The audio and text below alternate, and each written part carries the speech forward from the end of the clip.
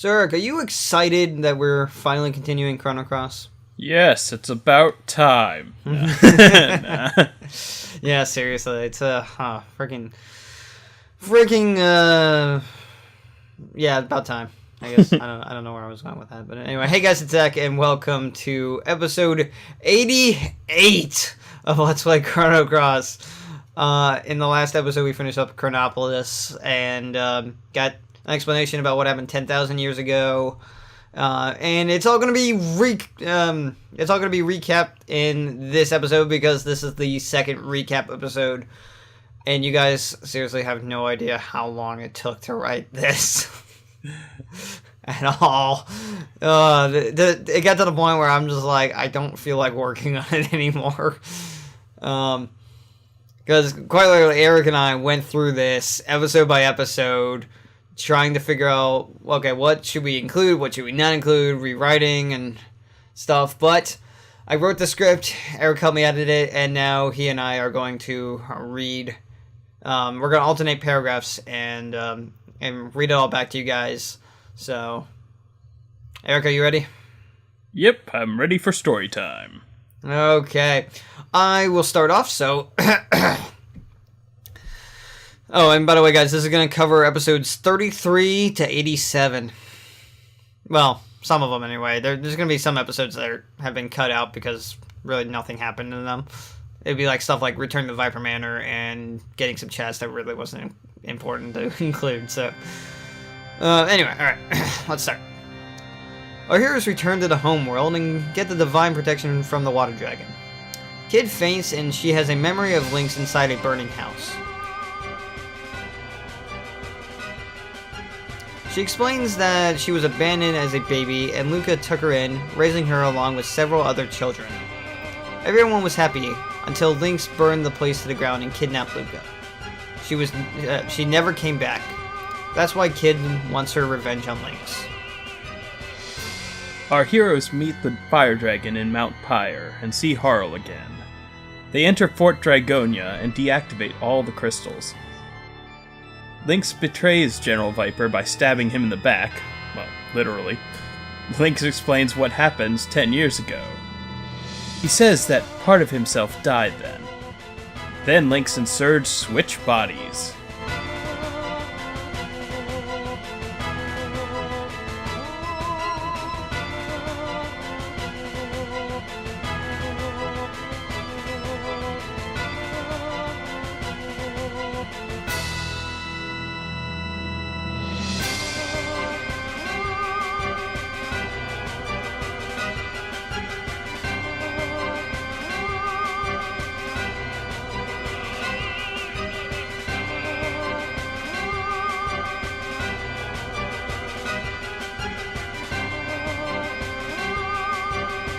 After a battle, Lynx inside of Surge's body stabs Kid.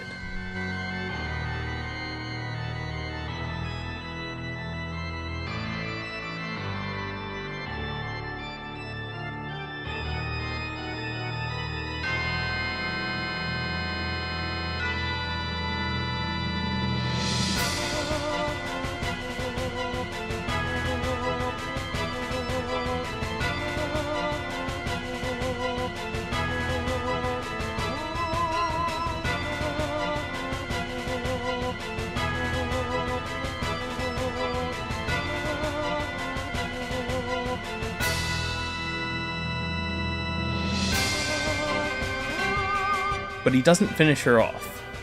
Lynx says he has the key to the Gate of Fate, which will be explained later. He tells Surge to head to the Sea of Eden if he wishes to end his dream of 10 years ago. Then he destroys the area, causing the Dragon Tear to break, leaving behind the Tear of Hate, and sends Surge to a weird dimension. It seems like Lynx has a thing for stabbing people. Yes, indeed. Surge, Sprig, and Harl head back to the real world and find out that it's the homeworld. Surge tries to use the astral amulet to cross a dimension, but it doesn't work. They talk to Surge's mom, and she says that 14 years ago, when Surge was 3, there was a terrible storm and Surge's dad, Wazuki, and Lita's dad, Miguel, sailed into the Sea of Eden due to an emergency. She doesn't know what happened there, but that night changed Wazuki, and Miguel was never heard from again. Raditz says General Viper has been missing in the homeworld for 3 years now, so our heroes go to Termina to find some clues. Radius says that Lynx approached the general 3 years ago. A soldier says that there's a beam of light in the middle of a triangle and a monster on Skydragon Isle. Norris says that Lynx met with the poor military about the frozen flame, and after Norris had narrowed down the location, General Viper and his men went missing. He says there's strong evidence that they went into the Dead Sea, but there is no entrance. Apparently, Lynx wants to change the world with the frozen flame. Radius says they can learn more about the Dead Sea at Marbule. Norris grants the heroes access to his boat, and they obtain a star fragment from that strange light in the El Nido Triangle. Our heroes head to the Skydragon Isle and recruit Starkey. They head to Marbule, and Toma says the entrance to the Dead Sea is Death's Door. They head aboard the SS Zelbas to speak with the Sage about Death's Door. They see that the Sage is in the Grand Slam. The only problem is they need Fargo's permission to access it. So our heroes defeat Fargo in a game, and he gives them access. After fighting with the Sage, he gives the heroes the Fiddler Crab, which will give them access to Death's Door. Our heroes open Death's Door, but find that they can't get past the Masamune. Radius says using the Einlanzer will neutralize the evil in it. The Einlanzer is at Garai's grave in the Isle of the Damned. But first, they need to get a keepsake that Garai used while he was still alive. So our heroes head to Hermit's Hideaway to get Garai's keepsake. After an intense battle with Garai, they finally get the Einlanzer and return to Death's Door. They use the Einlanzer to pass by the Masamune's evil field. Radius says, I just hope that one day that sword will be freed of enmity. After our heroes enter the frozen Dead Sea, they find a computer containing information about Lavos. Norris activates it and is surprised that it has records from the year 2300 AD. Our heroes then enter the Tower of Gadon, and Surge notices a lot of ghost children, as well as ghosts of all the dragoons. Our heroes enter a swirling light, and the ghost children confront them. Miguel arrives and explains what happened 14 years ago. Wazuki, carrying Surge and Miguel, entered a strange building, but were unsure if they should be there. A strange voice called out for Surge, and Wazuki headed further into the building to save his son. Miguel followed after him.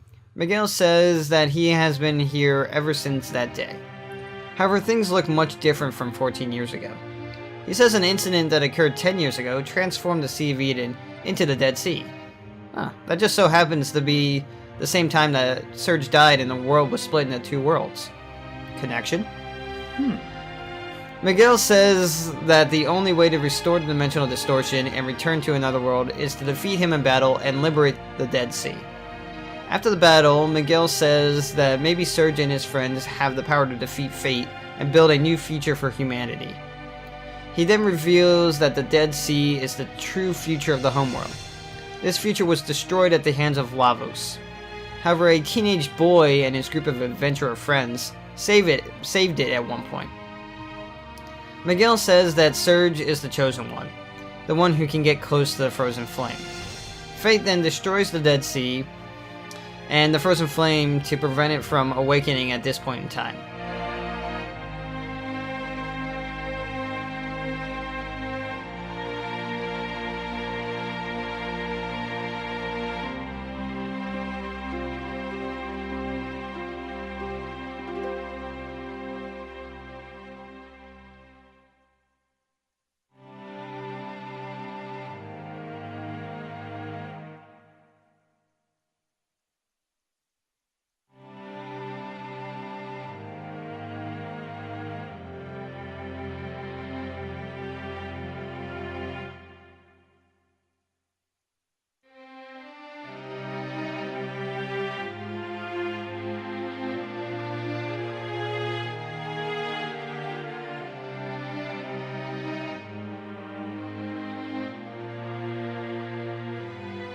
The Sky Dragon saves Surge and his friends, and a message appears to them saying that the path to the Dead Sea will be revealed when all the powers of the sleeping dragons are brought together.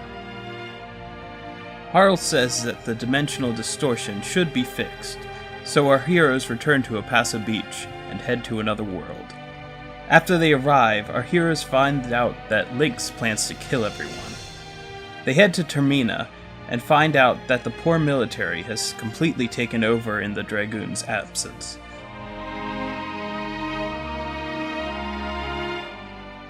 Finding out that Riddle has been taken hostage, they head to Viper Manor to rescue her. After rescuing Riddle and defeating the poor military in a very hilarious sequence,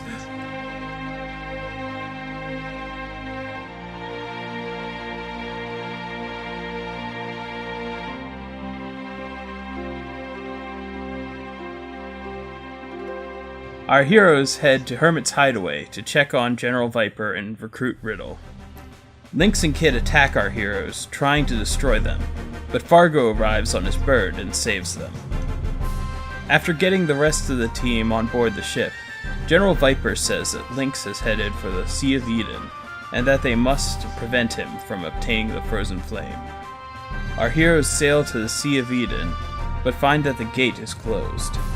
Harl says that the Pearly Gates, which they are at, used to be the only entrance to the Sea of Eden. However, ever since the dragons sealed the evil flame, no one has been able to see it or approach it. The only way to enter the Sea of Eden is to gather the 6 dragon relics. Harl says that the true gate to the Sea of Eden is not in another world. It's inside the Dead Sea, in the homeworld. Before Harl leaves, she explains that Lynx is already inside the Sea of Eden because he looks like Surge. Even if Surge gathers all 6 dragon relics, he won't be able to get into the Sea of Eden without regaining his body from the dragon tier.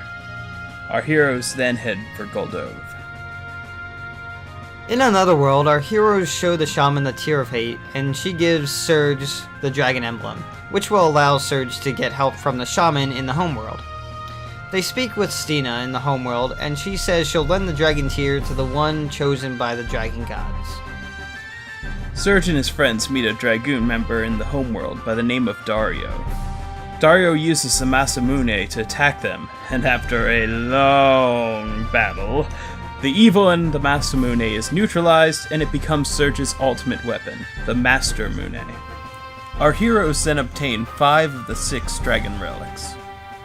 Before getting the 6th relic, they fight a Cryosphinx, who likes to be attacked with a particular element order. That order is yellow, red, green, blue, black, and white. After obtaining this knowledge, our heroes defeat the Sky Dragon and get the last relic. Stina gives Surge the dragon tear and she joins the party. They head to Fort Dragona, and after a battle with Dark Surge, they make it to the top of the fort. There, Surge is reborn and is now back in his original body.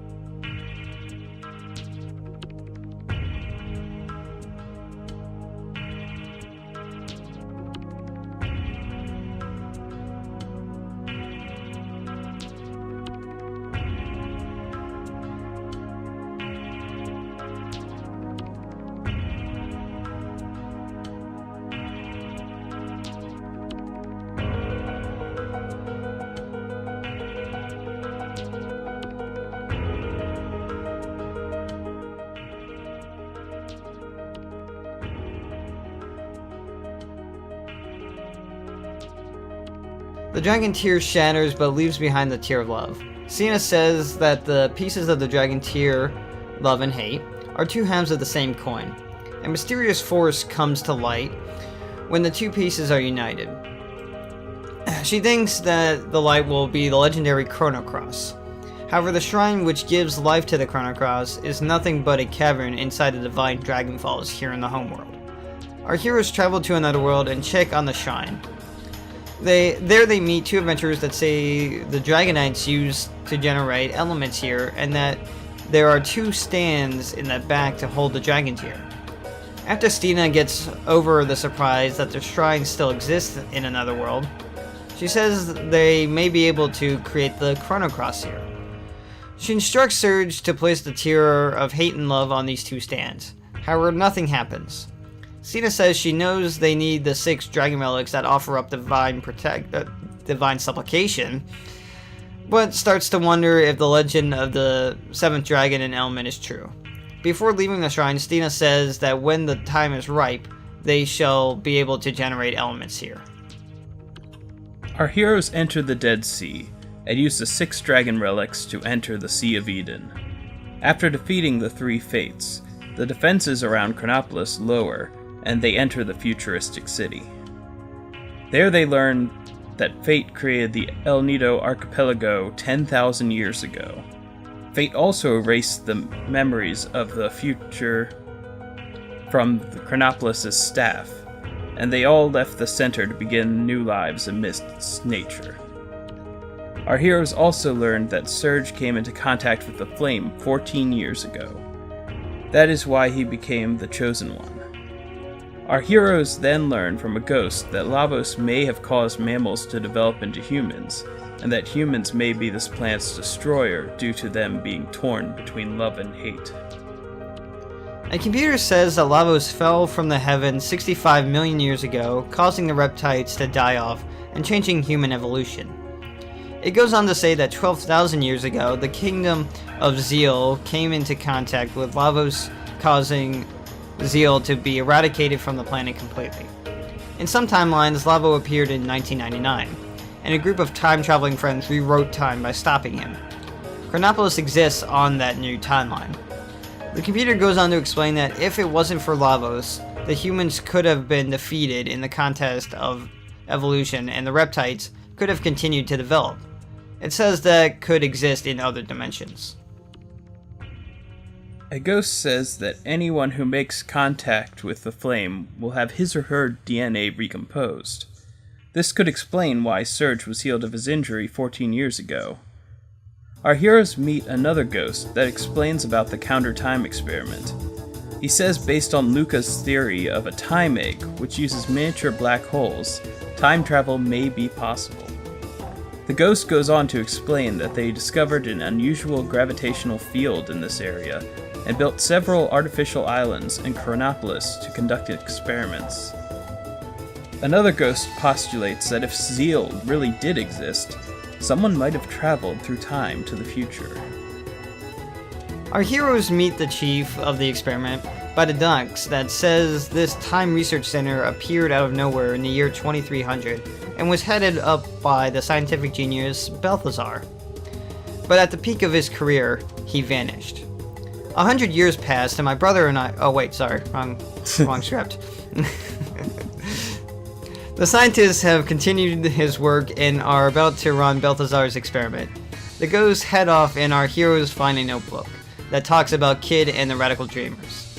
There's also some dialogue between Kid and Surge, and it appears they are going after Lynx in Fort Dragonia. However, these lines didn't happen in this game. Tengen says that other worlds and times may also exist, other than another world and homeworld. Then another ghost says that Fate is a supercomputer made in the year 2300 on top of the old Mother Brain computer from Chrono Trigger. Our heroes finally make it to the basement of Chronopolis and try to enter through a door. However, a sign on it says that only personnel registered as Arbiter may enter. Surge steps on the scanner, and the computer confirms that he is indeed Surge, the last registered Arbiter. Fargo says that's the reason why Lynx needed Surge's body. Lynx needed to get to the frozen flame, and Surge is the only one who can get into the room that it's located in. There's also a mysterious sign above the door that reads, Project Kid. Surge and his friends enter the mysterious room and find Lynx is there waiting for them. Kid is unconscious on the ground.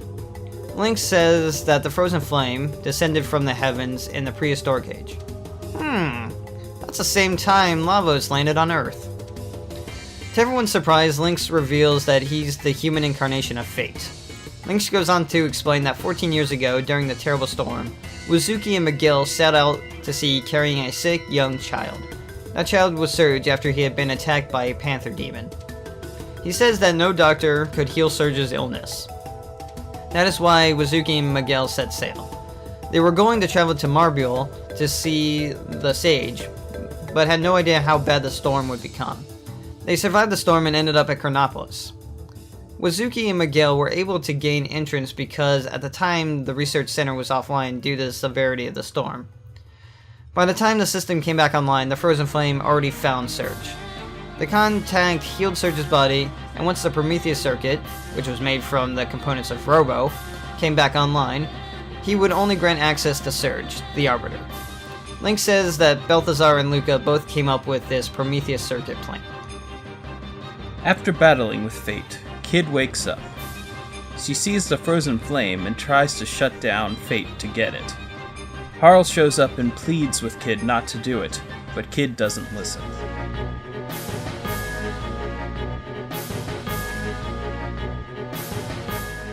With fate gone, the Sky Dragon Isle rises from the sea and transforms into Terror Tower.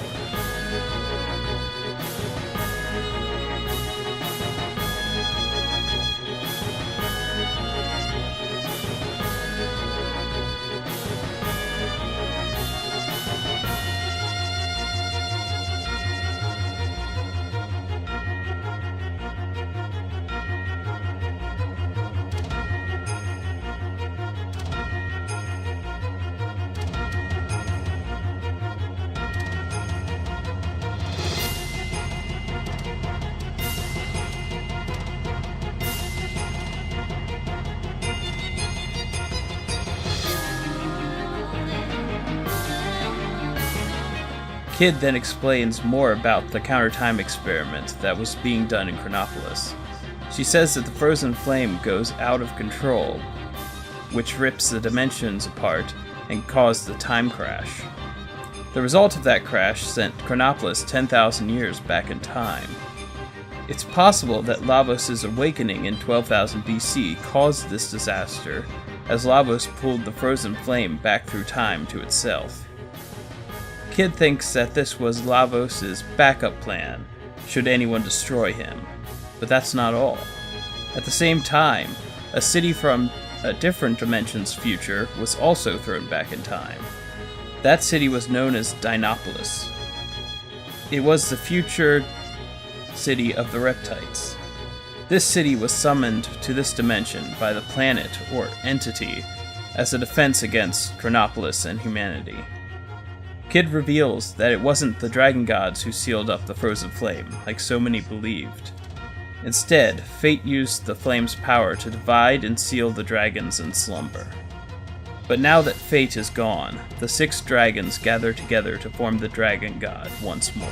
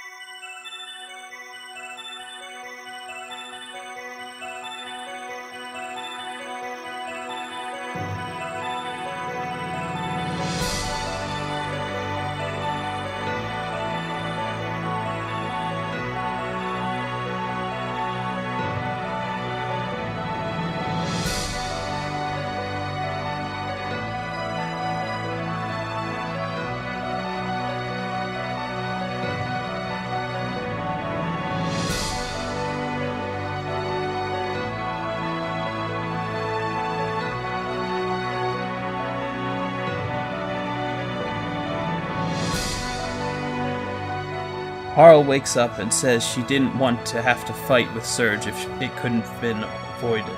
Does she have a connection to the dragons as well? Anyway, she says her goodbyes and steals the frozen flame on her way out. As she leaves, Kid faints. Again. Our heroes leave Chronopolis and arrive on the SS Invincible, where they discuss with the rest of their friends that they have been fooled by the dragons this entire time. But there's no use dwelling on it. They need to find a way up to Terra Tower, and Fargo says the SS Invincible can't fly. No surprise there. Our heroes then discuss Kid's condition. She's resting at Hermit's hideaway with Radius. Riddle says that Kid's spirit seems to be possessed by the past. They will need a powerful item to dispel it, like the Dragon Tear or the Masamune. So their mission is now clear. They need to save Kid from the past and find a way into Terra Tower so they can defeat the Dragon God. Woo! Okay, there we go. Yeah. So everybody, that's a summary of pretty much everything that happened plot-wise from episode 33 to 87. Well, the important stuff anyway. Yeah. Naturally, we did not include things like Nikki's show or Saving Marbula because while that is kind of plot-related, it's not the overall plot. It's just kind of a subplot and, it wasn't really that necessary to include. At least to me. And I think Eric kind of agreed the same way. Yeah. Anyway, okay, so there you go. Hope that kind of makes sense for everybody. And yeah, keep in mind, next episode, we'll be back to the actual game, where we will go check on Kid. And I will do one last recap episode, but it's going to be right before the last episode, and I don't know what part that will be. However, that will be different from this. That one is not going to be a summary of the episodes. It's actually going to be in chronological order, the entire story in chronological order. So, yeah, that's going to be fun. So, yeah, anyway, Eric, do you have anything you want to say? Just that I'm looking forward to continuing this epic story. Okay. Well, guys, thank you very much for watching. Please follow me on Twitter. Last 10 seconds of this video, my channel icon will appear, and if you're a new viewer, you can click on that. You'll be redirected to my channel, and you can see some more awesome videos. So, thank you very much for listening to this recap episode, and seeing all the, wonderful clips from past episodes. And Eric, thank you for helping me read through this, and helping me write it. You're quite welcome.